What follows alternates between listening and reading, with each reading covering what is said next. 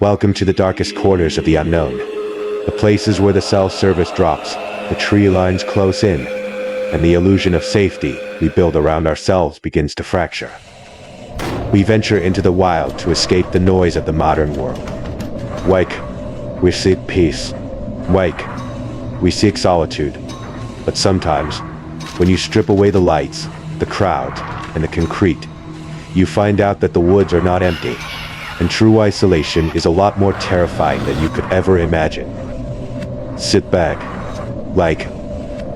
lock your doors, and listen closely. Story 1. The Geometry of Fear. It was the spring break of my junior year. While most college kids were chasing cheap liquor and crowded beaches, my three closest friends, Kevin, Ollie, SEB, and I, craved the quiet. We'd been taking these wilderness trips together since we were freshmen, but we were young, and our bank accounts were nearly empty, so paid campsites with designated fire rings and park rangers were completely out of the question. We wanted dispersed camping, off the grid, completely free. I scoured one of those backcountry mapping apps and found a hidden pin drop. It was situated deep in the rugged wilderness, outside Buena Vista, Colorado. To get there, you had to navigate a winding, a paved Forest Service road that felt like it was actively trying to swallow our vehicle. We arrived just as the late afternoon sun was beginning to dip behind the peaks, casting long, skeletal shadows across the dirt. The spot was exactly what we wanted. It was a wide, flat clearing resting on the edge of a dead creek bed. The water had dried up years ago, leaving behind a jagged scar of smooth stones and cracked earth. There wasn't a single tire track, no discarded trash, no signs of humanity whatsoever. Just us, in the sprawling, silent expanse of the Colorado backcountry.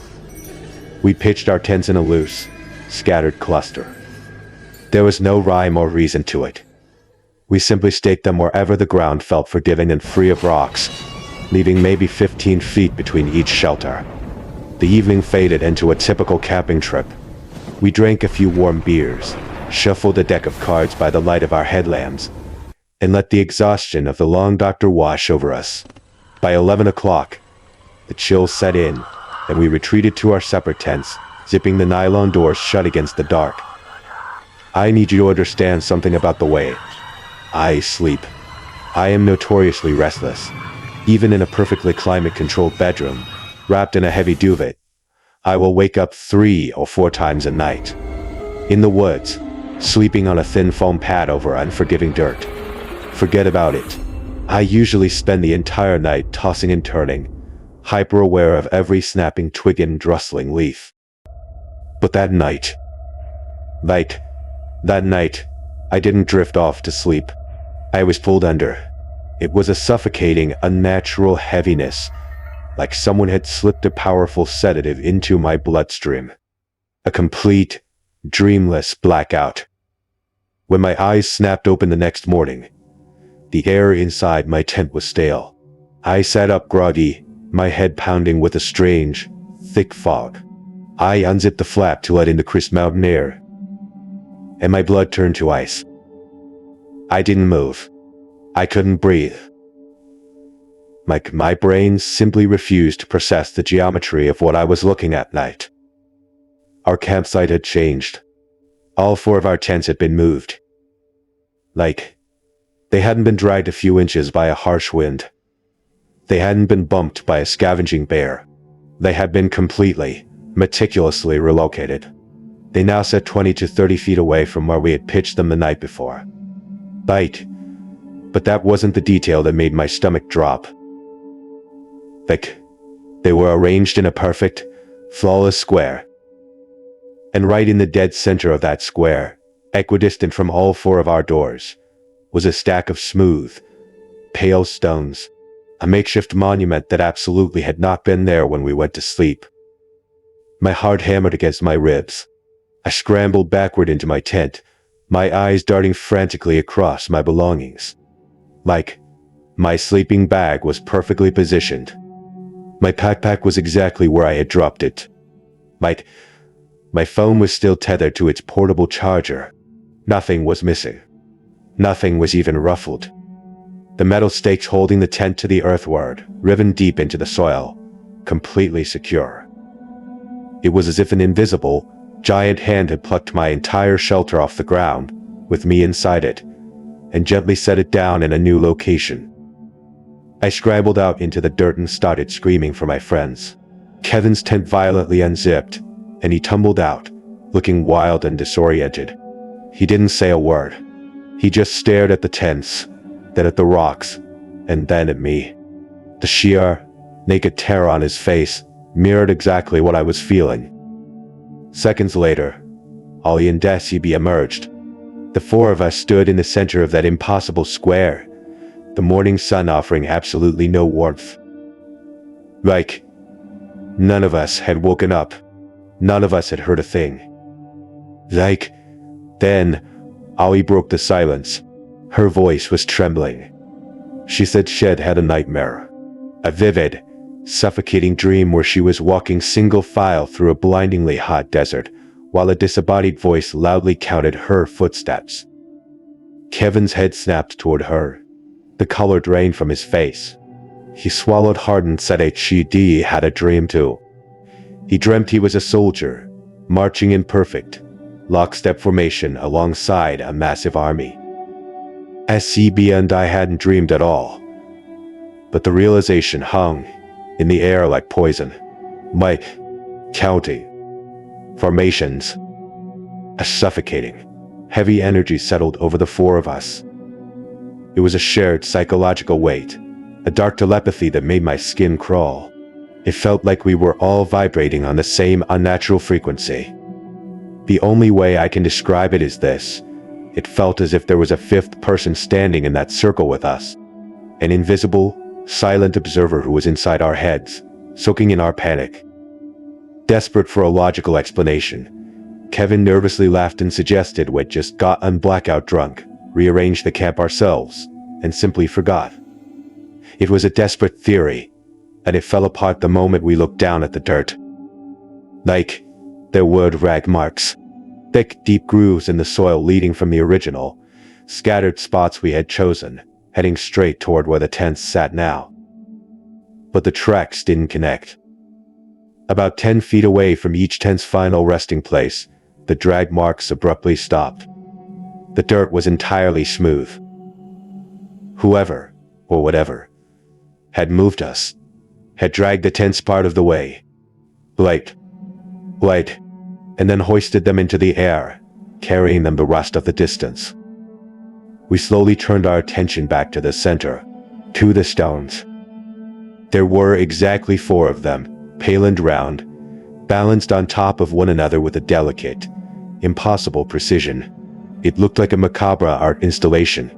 Kevin, breathing heavily, took a step toward the sculpture. He leaned in, squinting, trying to see if there was something written on them. As he shifted his weight, his boot caught the edge of a buried root. He stumbled forward. His shoulder clipped the top stone. The tower collapsed. The 4 rocks tumbled into the dirt with dull, hollow thuds. For a second, nothing happened. We just stood there, holding our breath, staring at the scattered stones. The mountain responded. A sound erupted from the tree line. It wasn't an animal. It wasn't the wind. It was a low, guttural, vibrating rumble that seemed to shake the air itself. It sounded like massive, ancient slabs of rock grinding violently against one another, like the heavy lid of a stone being slowly, deliberately pushed open. Panic isn't a thought process. It's an electrical surge. We didn't speak. We didn't debate. The strange shared mind link we were all experiencing spiked with absolute, primal terror. We lunged for our tents. I have never moved so fast in my life. We shoved sleeping bags into their sacks, ripped the stakes from the dirt, and practically threw the crumpled tents into the back of the car. We didn't fold anything. We didn't organize anything. We just needed to run. From the moment the stones fell to the moment the engine roared to life, less than 5 minutes had passed. Trapped in that clearing, with that grinding hum echoing in our bones, it felt like a lifetime. We tore out of the valley, the tires spitting gravel, not looking back until we hit the paved highway. That was 5 years ago. Kevin is in Denver now. Ali is out on the West Coast. SCB is in Chicago. We still text. We still keep in touch. But we have a silent, unbreakable rule. We do not talk about Buena Vista. We do not talk about the dreams.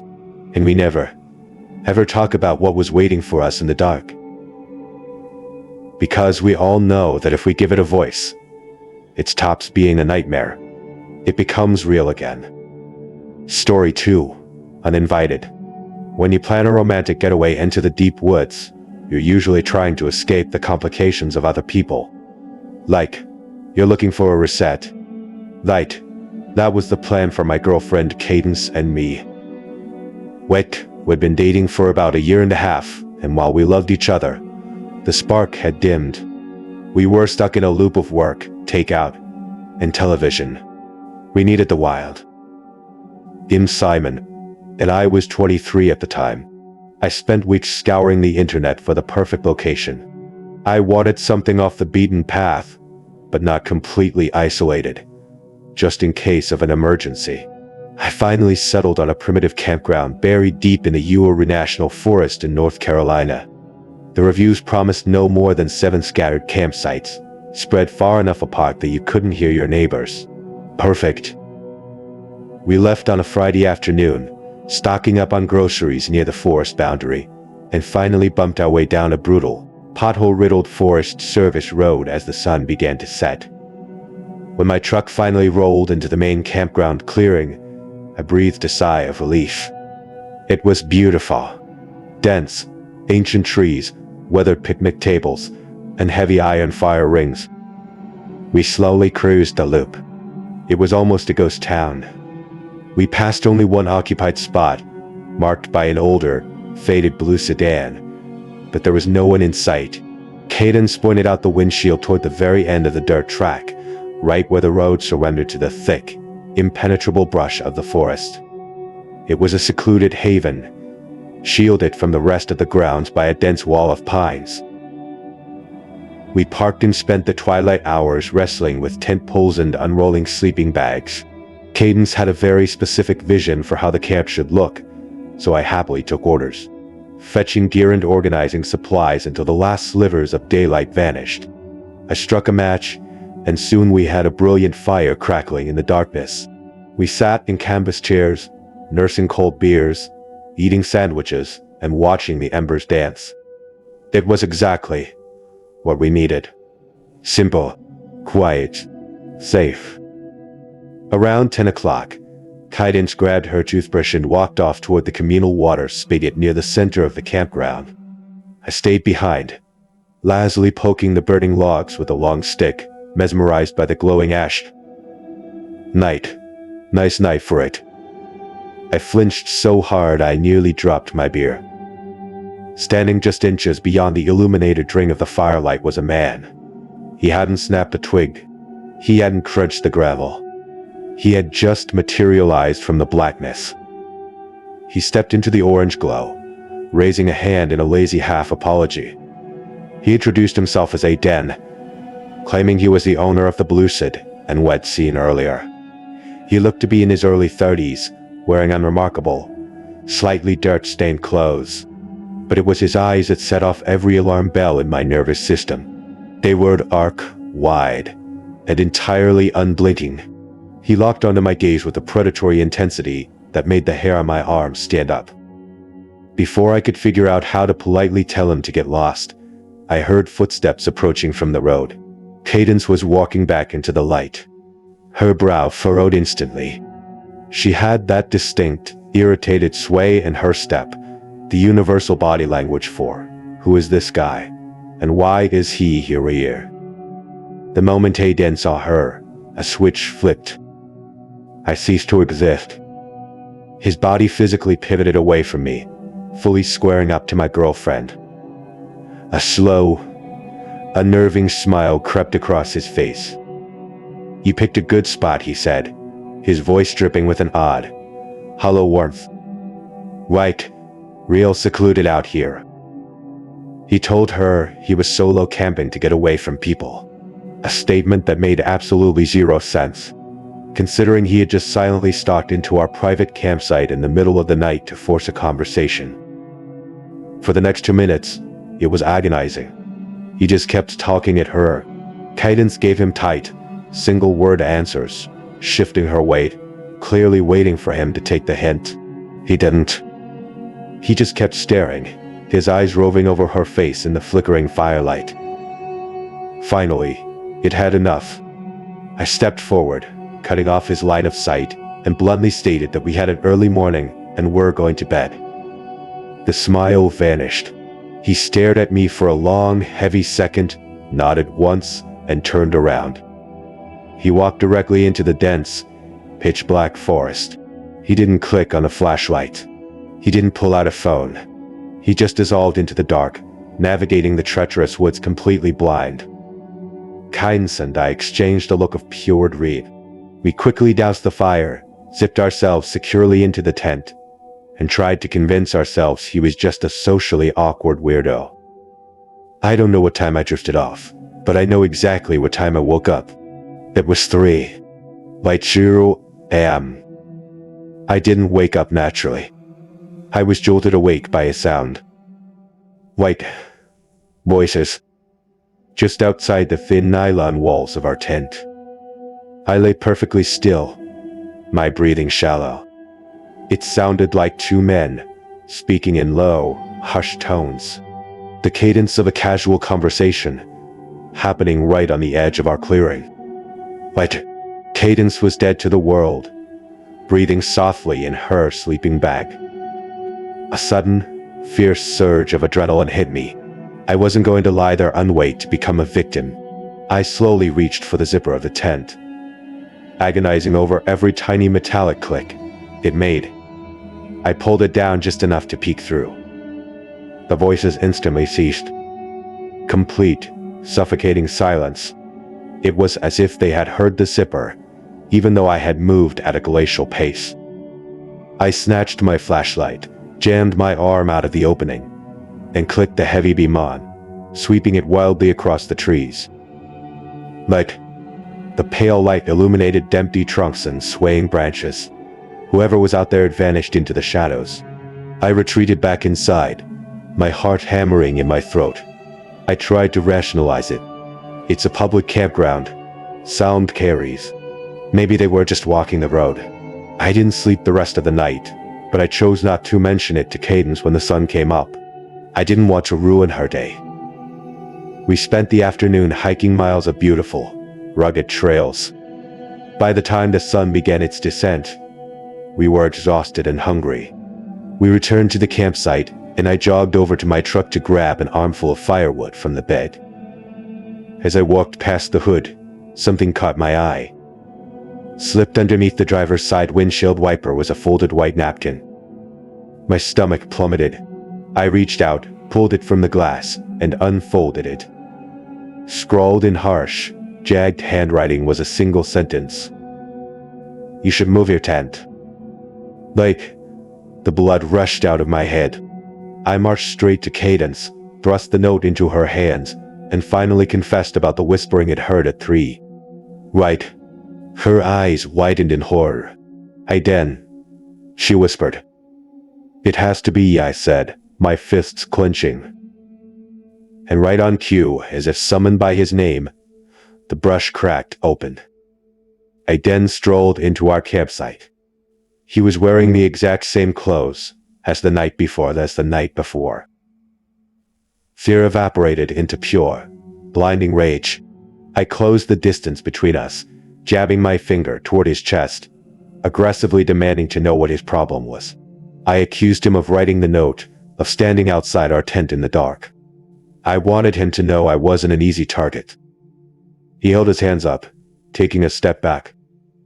His voice was gruff, devoid of the creepy charm from the night before. "Well, hey, I was just coming to check on you too. Kaiden stepped up beside me. Why would you need to check on us? Idenna's face grew dead serious. He looked around the woods, lowering his voice. He told us he was surprised to see kids our age out here age out. He said there were things out in these woods, things people didn't talk about. He spun wild tales of stumbling upon deserted campsites deep off the trails, ripped tents, abandoned belongings, signs of struggles. I wanted to call him a liar, but the flat, matter-of-fact way he spoke sent a shiver down my spine. But then he dropped the final detail. He said the reason he was checking on us was because he had heard people circling his blue sedan the night before. Footsteps in the gravel. He told us he was cutting his trip short, packing up, and getting out before the sun went down. If I were you, he muttered, staring right into my eyes, I'd do the same. He turned and walked away. Cadence was already hauling our gear toward the truck. Her hands were shaking violently. I didn't hesitate to help her. We threw our equipment into the bed of the truck haphazardly. We didn't care about folding the tent. We didn't care about the cooler. We just needed to leave. But by the time I slammed the tailgate shut, the forest was plunged into the deep, bruised purple of dusk. True darkness was minutes away. I fired up the engine, threw it in gear, and sped toward the dirt road. But as we approached the exit of the campground, my headlights swept over a Den's campsite. His blue sedan was still there. A Den was crouched down near the front driver's side tire. Despite every instinct screaming at me to floor it, I hit the brakes and rolled my window down. Wait, what are you doing? I yelled. Den slowly stood up and stepped backward. The tire was completely destroyed, but it hadn't blown out from a pothole. There was a massive, jagged gash in the thick rubber. Someone had taken a large hunting knife to it. It was a deliberate, violent warning. Cadence gasped, whispering a string of curses. I then walked toward my window, his eyes desperate. Can you give me a lift? Cadence's hand clamped onto my thigh, like a vice. She leaned in, her voice trembling. Simon, no, do not let him in this truck. I looked at the slashed tire. I looked at Den. I looked at the dark woods pressing in around us. Whack, was he a victim? Or was this a trap? I can't, I choked out. But I'll call 911 the absolute second I hit the highway and get bars. Den just nodded slowly, stepping away from the vehicle. I punched the gas. We shot down the bumpy dirt road, the high beams slicing through the pitch-black tunnel of trees. I was YKNUC clinging the steering wheel, my heart pounding a frantic rhythm against my ribs. We were maybe 100 yards away from the campground. I glanced briefly out the passenger side window into the tree line. Mike, my foot instinctively slammed on the brakes. The truck skidded on the gravel, throwing us forward. Standing in the woods, no more than 30 feet off the road, were three figures. They were perfectly still. They weren't hiding behind the trunks. They weren't crouching in the brushy. They were standing entirely exposed, shoulder to shoulder, staring dead ahead at my truck. Their faces were obscured by the deep shadows, but I could feel their eyes on us. They wanted us to see them. For a fraction of a second, my brain short-circuited. Part of me thought I needed to throw the truck in reverse, that I had to go back and warn Den that he was about to be slaughtered. But before I could shift gears, Cadence let out a sound I will never forget. It wasn't a gasp. It was a guttural, terrifying scream of pure survival instinct. Dr. Dive. Like, Simon. Doctor noticed it. I slammed the accelerator to the floor. The truck fish-tailed in the dirt before finding traction, and we tore out of the Ua forest like we were being chased by the devil himself. Cadence didn't speak a single word the entire doctor back to civilization. She just stared blankly out the window, shivering. The moment the cell service symbol flared on my dashboard, I pulled over onto the shoulder of the highway and dialed 911. I frantically told the dispatcher everything: the slashed tire, the strange man left behind, the three figures waiting in the trees. They promised they were dispatching a deputy immediately. I never heard back from the police. I tried to tell myself that Eden was in on it, that he slashed his own tire to guilt us into unlocking our doors. Caden swears that's what was happening. She uses it as a coping mechanism. But late at night, when the house is quiet, I think about the look of genuine error in Eden's eyes as I drove away, and I wonder if I left a man behind to die in the dark. Story 3. The Arithmetic of Madness. Sometimes, the scariest thing you can face isn't a monster in the woods. It's the gaping void inside your own head. 2 years ago, I was 28 and watching my entire life collapse. My marriage had ended in a brutal, ugly divorce just 3 months prior, and I was spiraling. I was working remotely as a consultant out of Bozeman, Montana, which meant I had no office to go to, no co-workers to force me to put on a brave face. Just me, for walls, and a suffocating grief that I couldn't drink away. I became convinced that if I didn't do something extreme, something that completely severed my ties to the modern world, I was going to lose my mind permanently. So I decided to vanish. I grew up in the Scouts. My father taught me how to read the land, how to track, how to survive. The wilderness wasn't alien to me. It was a sanctuary. But I didn't want a sanctuary with hiking trails and weekend warriors. I needed absolute, punishing isolation. During one of my many sleepless nights, fueled by caffeine and misery, I fell down an internet rabbit hole. Deep in an archaic backcountry camping forum, I found coordinates, unofficial, unpaid spots buried in the most treacherous depths of the Helena Lewis and Clark National Forest. I made the decision immediately. I loaded up my 4x4 truck with a week's worth of freeze-dried rations, water purifiers, and a heavy medical kit.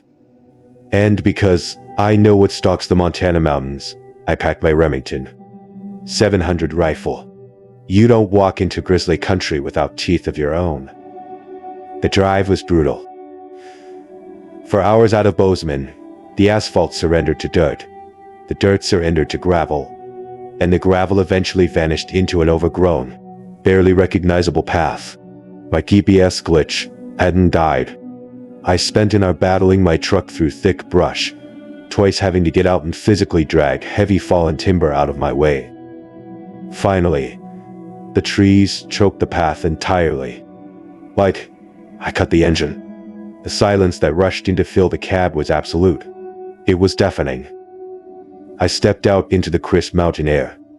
I had found a beautiful, untouched clearing nestled against a dense cluster of towering pines. It was paradise. Until I looked across the grass. Sitting beneath the canopy of a large tree was a tent. It wasn't modern nylon. It was a heavy, faded olive green canvas, the kind you'd see in the 1980s. My first thought was irritation. Someone else had found the forum post. But as I walked closer, my irritation morphed into unease. The tent was abandoned. It was sinking into the earth.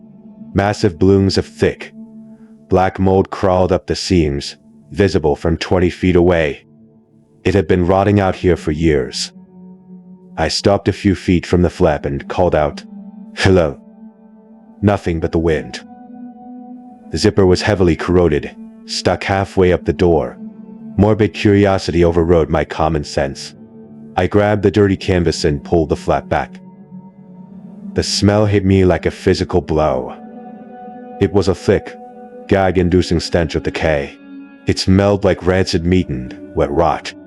I instinctively threw my arm over my nose, my eyes watering. I expected to see a corpse. Instead, the tent was mostly empty. A ratty, damp sleeping bag lay crumpled in the corner, next to a few rusted soup cans. But resting perfectly in the center of the muddy floor was a small, leather-bound notebook.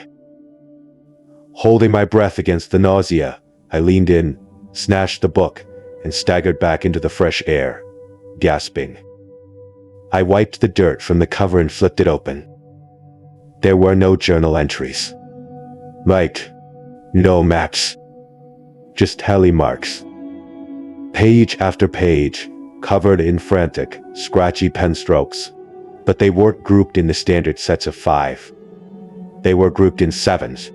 1, 2, 3, 4, 5, 6 vertical lines, crossed diagonally by a 7th. I flipped through dozens of pages. Hundreds of marks. The final page held 42 distinct groupings of 7. Someone had sat in that putrid tent, counting something, for nearly 10 months. I should have left. I know that now, but the sheer bizarre nature of the discovery thrilled me. It distracted me from my own pain. I slipped the notebook into my pocket and decided to set up my camp on the exact opposite side of the clearing, far enough away to escape the smell, but close enough that the green tent remained squarely in my line of sight. I didn't want it behind my back. I spent the afternoon sweeping the area. I looked for fire pits, latrine trenches, footprints, anything to indicate human life. The forest was completely undisturbed. Whoever owned that notebook had seemingly vanished into thin air. Night fell hard and fast. The stars were violently bright, untouched by light pollution. Exhausted from the drive, I crawled into my sleeping bag and passed out almost instantly. I woke up suddenly, in the pitch black. I am a deep sleeper, especially in the woods, but I knew with absolute certainty that I hadn't woken up naturally. My eyes were wide open, staring at the nylon ceiling of my tent. I held my breath, straining my ears against the silence. 30 seconds passed. Then, I heard it. Wait. They were maybe 20 feet away from my head. It wasn't the wind. It was the distinct, rhythmic hiss of human voices. 2, maybe 3 different people, speaking in rapid, hushed tones that I couldn't decipher. The cold sweat broke out across my back. The fear was paralyzing. Being alone in the woods is peaceful. Realizing you are not alone in the woods, hours away from any road, is the most terrifying realization a human being can have. I didn't move a muscle. I prayed they were just passing hunters who would keep walking. That the whispering stopped, and the footsteps began. Heavy, deliberate boots crunching on the dry grass. They weren't walking past. They were circling my tent, prowling around the perimeter, assessing me the way a predator circles a wounded animal. My hand moved agonizingly slowly, slipping out of the sleeping bag and closing around the cold steel of my Remington. I clicked the safety off. Suddenly, a hand violently yanked on my tent flap. The zipper jerked, catching aggressively on the interior carabine clips I had used to lock it from the inside. The person outside let out an angry grunt and let go. I raised the rifle, aiming it dead center at the nylon oar. Mike, my finger hovered over the trigger. Leave, I mentally screamed at them. Just walk away. Instead, they began to scratch. Long, jagged fingernails scraped aggressively down the side of my tent. Skirtra. They were trying to tear their way through the fabric. The thin thread of my sanity snapped. I have a gun. I roared, my voice tearing through the silence. Back the fuck off. The scratching stopped instantly. For 3 agonizing seconds, the forest was dead silent. Then, the grass erupted. Heavy footsteps bolted away from my tent, crashing violently through the brush. But they didn't run together. There were at least 3 distinct sets of running feet, fleeing in completely opposite directions into the dark. I sat awake for the rest of the night, my rifle leveled at the door, shaking violently until the morning sun finally bled through the nylon. The moment it was bright enough to see, I unzipped my tent and stepped out into the clearing, the heavy rifle pressed tight to my shoulder. My eyes immediately snapped across the meadow, looking for the ancient green tent. It was gone. I lowered my weapon, my brain struggling to comprehend the impossible. I sprinted across the clearing to where it had been parked just hours ago. There was nothing. No flattened grass. No muddy depression. No holes from the stakes. The earth was completely untouched. But I had stared at that rotting canvas all afternoon. I had smelled the decay. I looked down at the dirt around my own campsite. My stomach heaved. Circling my tent, at a perfect 20-foot radius, was a ring of footprints. But they weren't boot prints. They were bare human feet. Dozens of them, different sizes. Some of the heels were pressed inches deep into the soil, indicating the people had stood perfectly still, watching me sleep, for hours. I followed one set of prints as they wandered away from the circle, leading directly toward a massive pine tree at the edge of the woods. I walked over, my breath hitching in my throat. Freshly carved into the thick bark, bleeding pale sap, were harsh, jagged cuts. Tally marks. 7 groups of 7, and a single slash starting an 8th. The exact same arithmetic from the notebook in my pocket. My vision blurred. I took a stumbling step backward, desperate to get away from the tree. As I turned, something brushed against my shoulder. I gasped, spinning around. Hanging from a low-hanging branch, swaying gently in the morning breeze, was a dead squirrel.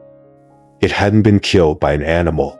It was meticulously bound, suspended by its neck with transparent fishing line. Its hollow eyes stared straight at my campsite. A message. A threat. A promise.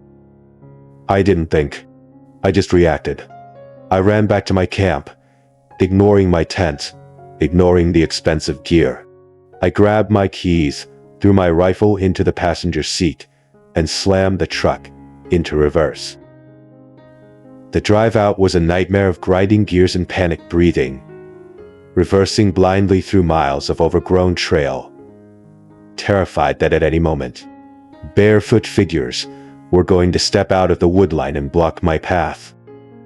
I didn't stop driving until I hit the Bozeman city limits. I never called the police. I threw the leather notebook into a gas station dumpster and went home. What would I have even told them? That ghost campers with bare feet were doing math on the trees. No one was going to drive for hours into the deep woods to investigate a dead squirrel. But I know what I saw. I know what they were counting. And I try not to think about what would have happened if I had stayed to see them finish the math. These are the stories we whisper by the fire. The encounters that prove the wilderness doesn't belong to us. Step into the dark with me, listeners. Lock your doors, draw the blinds, and let the outside world fade away into the shadows. Tonight, we are exploring the terrifying concept of absolute erasure. What does it actually mean to be wiped from the face of the earth? To have your identity, your memories, your name, and your very humanity stripped away, until there is absolutely nothing left but a cold, clinical string of letters in a dusty archive. We like to believe that if we meet a violent, tragic end, someone will look for us. We trust that the systems built to protect us will, at the very least, remember us. But systems fail. People slip through the cracks. And sometimes, it takes decades before someone bothers to look down into the dark and pull them back out. Our journey tonight begins not in a bloody crime scene, but in the quiet, sterile glow of a computer screen. The year is 2014.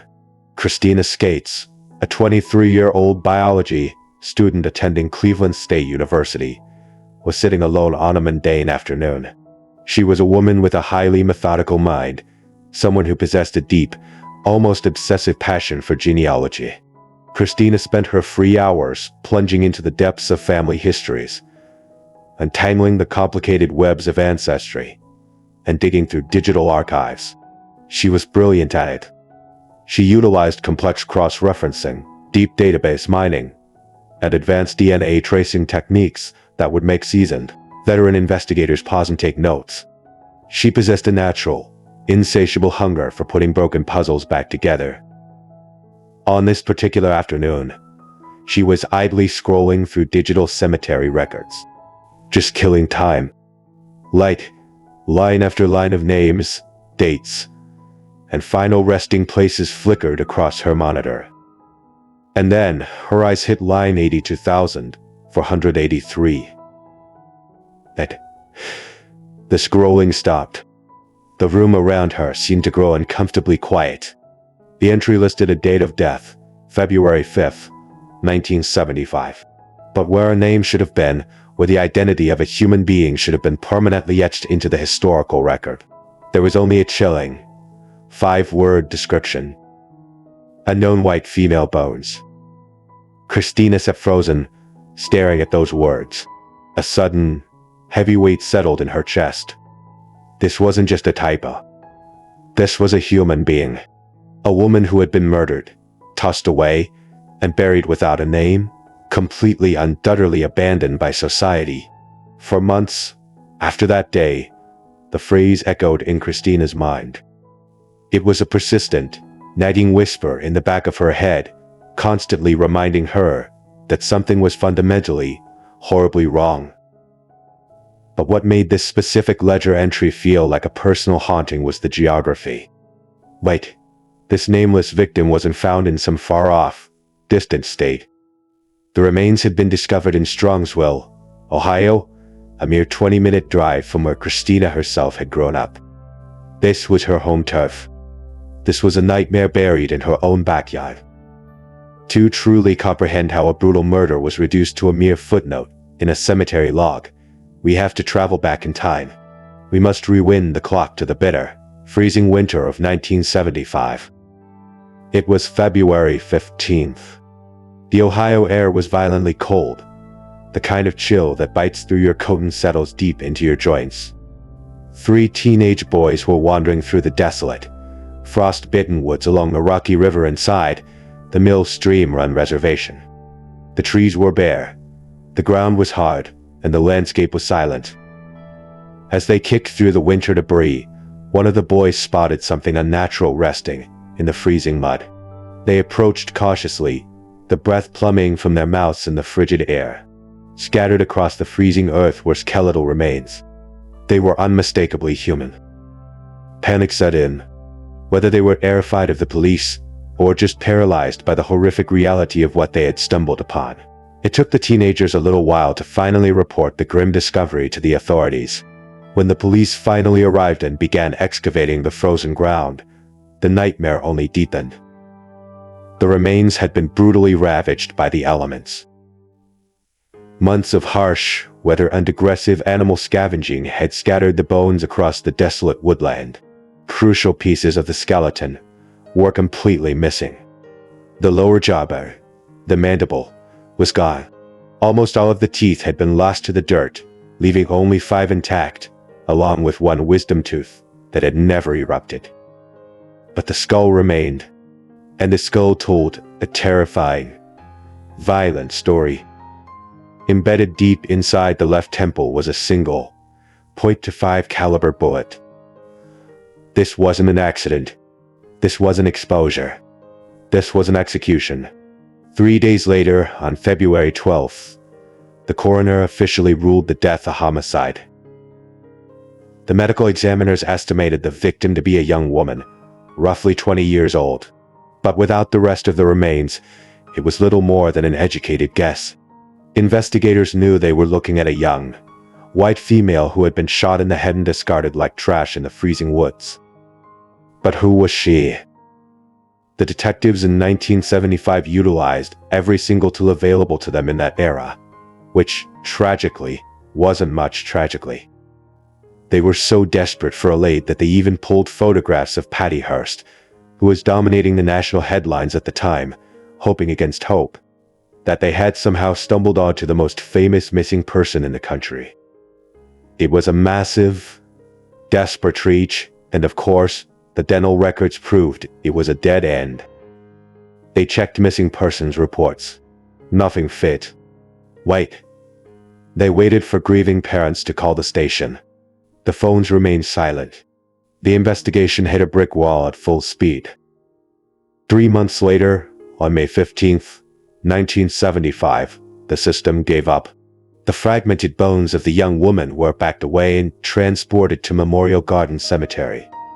She was buried in Potter's Field, a desolate, anonymous tract of land reserved for the unclaimed, the forgotten, and the unloved.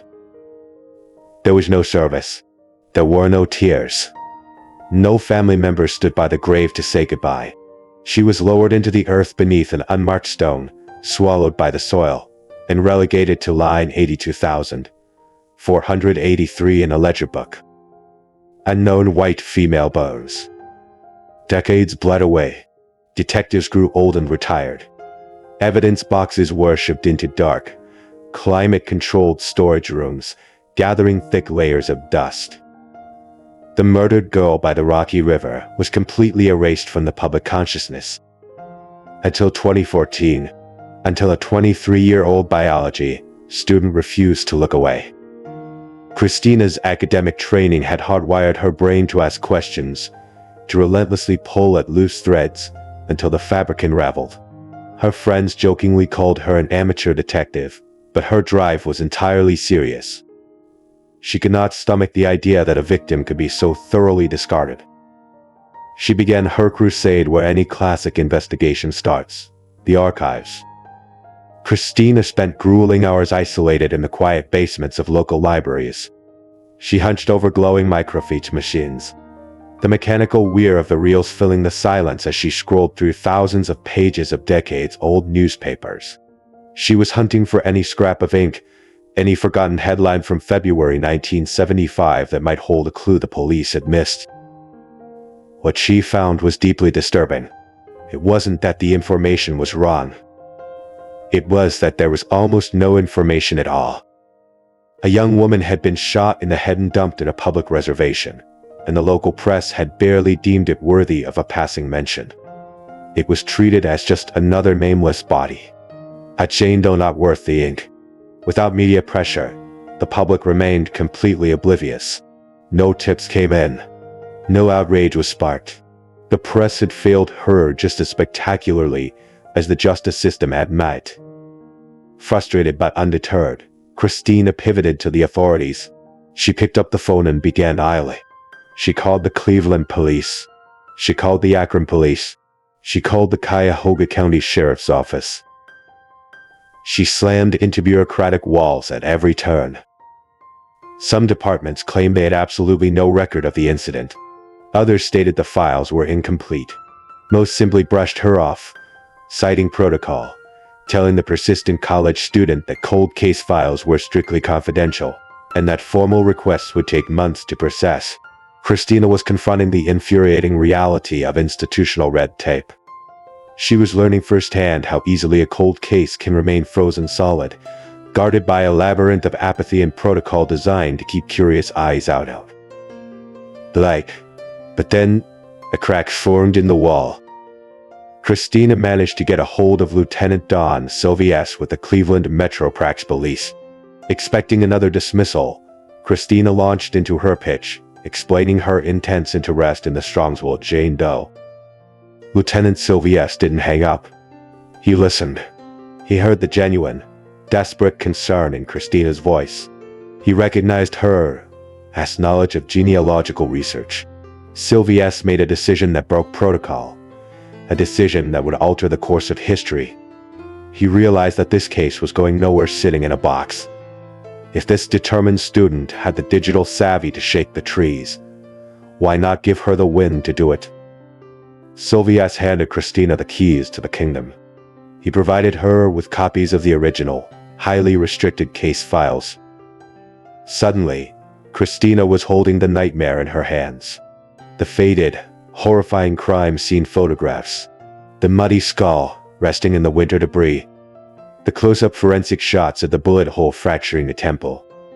The meticulous, clinical investigative notes that hadn't seen the light of day in nearly 40 years. This was no longer just a puzzle. The violence was real. The victim was real. Christina pored over the documents, analyzing every pixel, every handwritten note. But she soon realized that one person, working alone in a bedroom, could only push the boulders so far up the hill. She needed an army. She needed the collective, terrifying power of the internet hive mind. She turned to a community that lived and breathed in the shadows of unsolved mysteries. Christina logged on to read it. She navigated to the massive, sprawling community known as Unresolved Mysteries, a digital gathering place for hundreds of thousands of individuals obsessed with cold cases. Under the username Call Me Ice, she laid all her cards on the table. She uploaded the cemetery record. She shared the tragic details from Lieutenant Sylvia's files. She posted the harrowing crime scene photos. She outlined her theory that this young woman had been a victim of catastrophic systemic failure. The response was an absolute tidal wave. The community didn't just passively consume the story. They were fundamentally outraged. This wasn't just a murder mystery to them. It was a glaring, offensive example of institutional incompetence, jurisdictional chaos, horrific record-keeping, and the casual dismissal of a human life. It struck a nerve. Instantly, the digital army mobilized. Users deployed incredibly sophisticated research tactics. They cross-referenced the Strong's Will coordinates with missing persons databases from the entire decade of the 1970s. They executed deep-dive Boolean searches to scrape the internet for obscure newspaper clippings. They tore through military records, social security death indexes, and regional archives. The momentum couldn't be contained to a single platform. A user named Migmu carried Christina's explosive research over to Web Sleuths, a highly specialized firm crawling with retired law enforcement officers, ex-military investigators, and obsessive researchers who had a documented history of successfully identifying John and Jane Does. Christina had accidentally triggered a perfect, unstoppable storm. The collaboration between the platforms was a marvel of modern crowdsourcing. Tasks were aggressively divided. One faction hunted through digitized obituaries. Another built massive, complex family trees based on potential matches. They wielded a power that traditional police departments simply could not compete with. A detective might be juggling 30 active homicide cases at once, restricted by city limits and county lines. But the internet has no borders. Thousands of hyper-focused eyes were staring at one single, solitary mystery. While Christina watched her solitary crusade transform into a nationwide phenomenon, a 54-year-old retired CPA in California was quietly reading the forums. His name was Carl Koppelman. Carl was not your average internet sleuth. After retiring from the world of accounting, he had found a deeply unusual, yet profoundly impactful calling. Carl was a volunteer forensic artist. He possessed an incredible, self-taught mastery of digital modeling software and facial anatomy. He spent his days reading autopsy reports, studying skull measurements, and using FBI tissue depth data to literally rebuild the faces of the unidentified dead. He had already helped solve massive, high-profile cases, using his digital brush to breathe life back into the forgotten. When Carl clicked on Christina's post regarding the Strong's Will Jane Doe, his initial reaction was bleak. The crime scene photos were a forensic artist's worst nightmare. The skull was heavily degraded, caked in thick Ohio mud. The elements had worked the bone. But the most devastating obstacle was the missing mandible. The lower jaw dictates the entire structure of the lower face, the jawline, the chin, the shape of the cheeks. Furthermore, the absence of teeth meant there was no structural reference for how the lips would sit. And without a single strand of DNA to indicate hair color or texture, Carl was essentially staring at a blank, damaged canvas. For months, Carl looked at the terrifying images of the skull, paralyzed by the sheer impossibility of the task. He repeatedly told himself that the angles were wrong, that there was simply not enough anatomical data to generate anything resembling an accurate human face. But the story of the nameless girl in the unmarked grave gnawed at his conscience.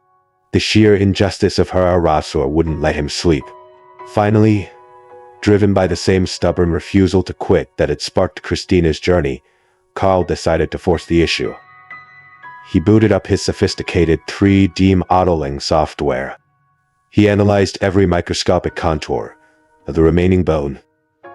He cross-referenced the damaged skull with anatomical textbooks, painstakingly calculating the mathematical probabilities of the missing jaw's size and shape. He estimated the lip positioning based on the 5 remaining jagged teeth. To avoid leading potential witnesses astray, he gave his digital creation a neutral, unassuming brown hair color. It was a grueling, deeply emotional process of educated guesswork and artistic intuition. But when Carl finally stepped back and looked at his monitor, a miracle had occurred. Staring back at him was not a sterile, medical rendering of a skull. It was a young woman. She had soft features. She had kind, gentle eyes. It was a face that commanded empathy. For the first time in over 40 years, the girl from the Rocky River could look back at the world. The haunting image exploded across the true crime forums. Thousands of people shared the reconstruction, hoping the face would trigger a memory in a grieving relative. But the true breakthrough wouldn't come from a forum post. It would come from a completely unrelated, coincidental phone call. In 2016, Carl Koppelman was on the phone with the Cuyahoga County Medical Examiner's office, discussing an entirely different set of unidentified remains. During the casual conversation, Carl brought up his intense frustration with the Strongsville Jane Doe case, mentioning his facial reconstruction and the agonizing lack of leads. The official on the other end of the line went quiet. They pulled up their digital archives. "We don't have any record of a Strongsville Jane Doe in our system." Carl was stunned. This wasn't just a missing file. The Strongsville case had never been entered into NamUs, the National Missing and Unidentified Persons System. NamUs is the lifeblood of cold case investigations. It is the centralized, federal database that constantly cross-references the missing with the unidentified. It was the very safety net designed to catch victims like the Strongsville Doe. But because of a catastrophic, infuriating clerical error, likely a misspelled name or a jurisdictional miscommunication from the analog days of 1975, she had been completely omitted. She wasn't just forgotten by the public. She was invisible to the very technology built to identify her. This horrifying revelation exposed a systemic rot. If this case had slipped through, how many thousands of other bodies were rotting in potter's fields across the country, absent from the digital grid because of a typo? The error was swiftly corrected. The forensic data, the crime scene details, and Carl Koppelman's haunting facial reconstruction were finally uploaded into the NamUs database. The trap was set. And it didn't take long to spring. In December of 2016, Sergeant Jeff Smith of the Akron Police Department was sitting at his desk, running routine queries through the NamUs system. He clicked on a newly uploaded file, the Strongsville Jane Doe. His detective's intuition immediately flared. The estimated age, the geographic proximity to Akron, the time frame of the discovery. It all aligned perfectly with a dusty missing persons file he had reviewed from September of 1974. A 17-year-old girl who had vanished into thin air. Sergeant Smith pulled the physical file. He laid the 1974 photograph of the missing teenager next to his computer screen displaying Carl Koppelman's digital reconstruction. A chill ran down the detective's spine. Despite the impossible odds, despite the missing jawbone and the degraded skull, the resemblance was absolutely staggering. The soft features, the eyes, the proportions. When Carl Koppelman eventually saw the side-by-side comparison, his reaction was instantaneous. She looked like my drawing. The ghost finally had a name. Linda Marie Pagano. But a visual match is not a legal identification. To give Linda her name back officially, to rewrite the cemetery ledger, the investigators needed irrefutable, scientific proof. They needed DNA.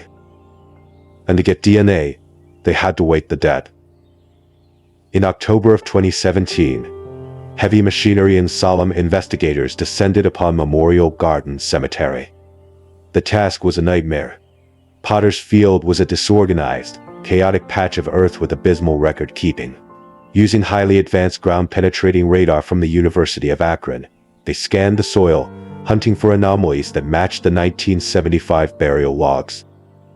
The incompetence of the past continued to haunt the present. Their first exhumation attempt was a failure. They pulled the wrong body from the earth, a brutal reminder of how casually the unidentified word is discarded. But they recalibrated. They dug again. And finally, they found her. The remains labeled unknown white female bones were carefully lifted from the cold Ohio dirt. Bone fragments were immediately shipped to the highly specialized University of North Texas DNA laboratory. Because the remains were so severely degraded, standard DNA extraction was impossible. Scientists had to rely on mitochondrial DNA testing, a complex process that sequences the genetic material passed exclusively down the maternal line. They extracted the ancient DNA and compared it against fresh cheek swabs taken from Linda Pagano's surviving siblings. While the scientists worked their magic in the sterile labs, investigators began to piece together the tragic narrative of Linda's life. Who was she before she became a mystery? Born on April 11, 1957, Linda was the youngest of 3 children. She was tiny, standing just 4 feet 10 inches tall and weighing barely 100 pounds, earning her the affectionate, if outdated, nickname Midge. She had bright blonde hair, piercing blue eyes, and an independent, fierce spirit that contradicted her small frame. She was a good kid. She worked a part-time job at the local law and town match, meticulously saving her paychecks to buy her absolute pride and joy, a gold Mustang. She stayed out of trouble, loved music, and dreamed of a life bigger than the city limits of Akron. But her home life was a powdered keg waiting for a spark.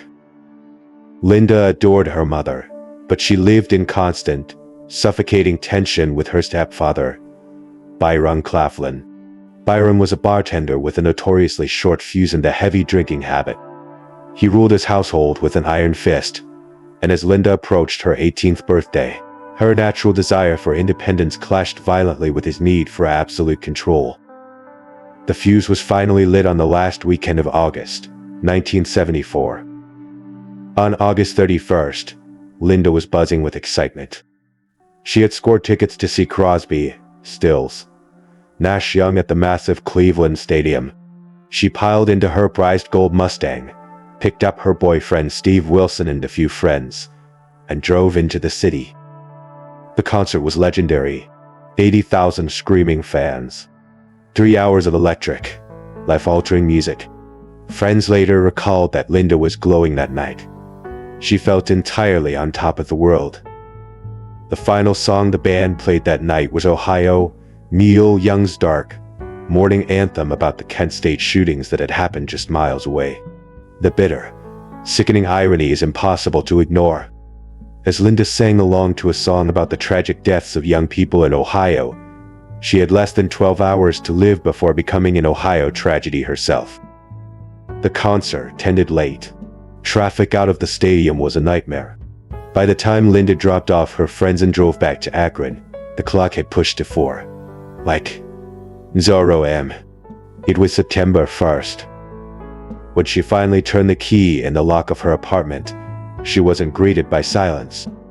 She was greeted by a predator. Byron Claflin was awake. He had been drinking heavily, pacing the floor, allowing his rage over Linda's late arrival to boil over into a drunken fury. The moment she stepped inside, the apartment erupted. The argument was explosive, terrifying, and final. In a blind rage, Byron screamed at the 17-year-old girl to get out. He threw her into the early morning darkness and told her to never, ever come back. Like, the heavy door slammed shut, and Linda Marie Pagano stepped into the void. She had no money. She had nowhere to go. There were no cell phones to ping, no digital footprint to track. Just a vulnerable teenager walking the dark streets of Akron. She was reported missing the very next day. But she was gone. Erased. For 44 years, her family suffered the unimaginable agony of the unknown. Her brother, Michael, had even called the police in 1975 when he read a tiny blurb about bones found by the Rocky River, begging them to check if it was his sister.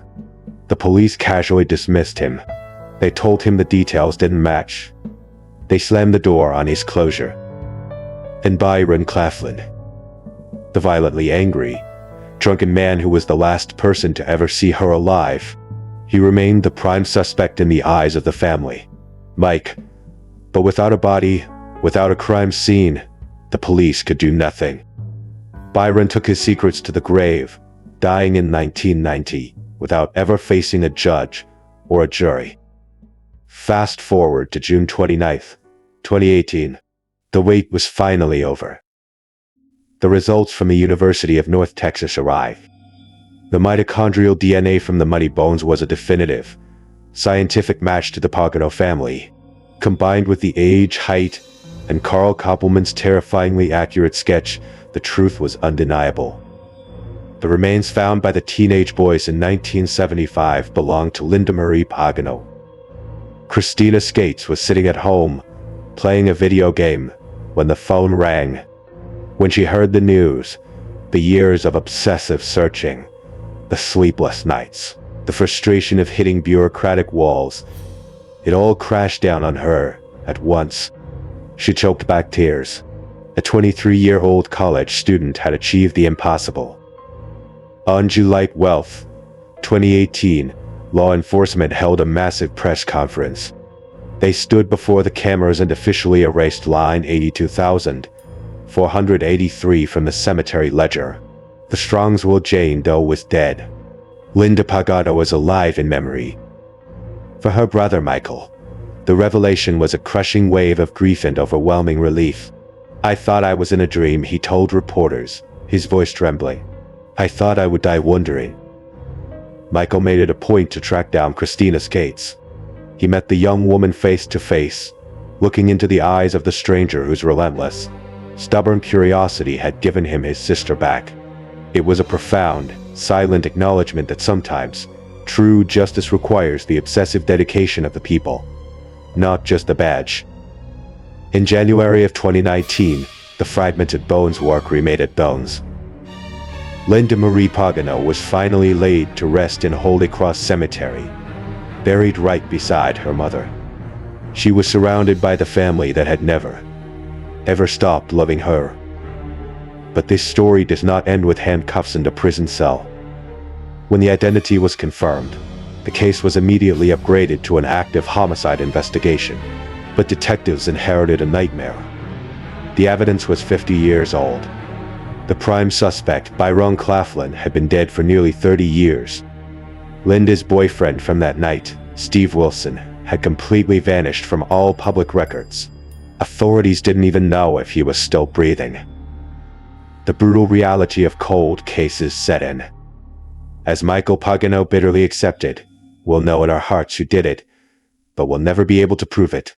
The killer, in all likelihood, escaped the vengeance of the law. Yet, the shockwaves of Linda Skates triggered a massive, systemic reckoning. The infuriating clerical error that kept her out of NAMA's forced police departments across Ohio and the entire country to audit their forgotten files. Investigators discovered hundreds of John and Jane Does from the 70 seconds on 80 seconds who had never been digitized. The system was broken, and Christina Skates had shined a blinding spotlight on the cracks.